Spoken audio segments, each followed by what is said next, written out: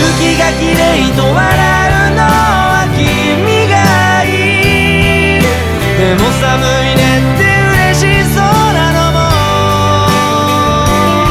転びそうになって掴んだ手のその先でありがとうって楽しそうなのも、それも君がいい。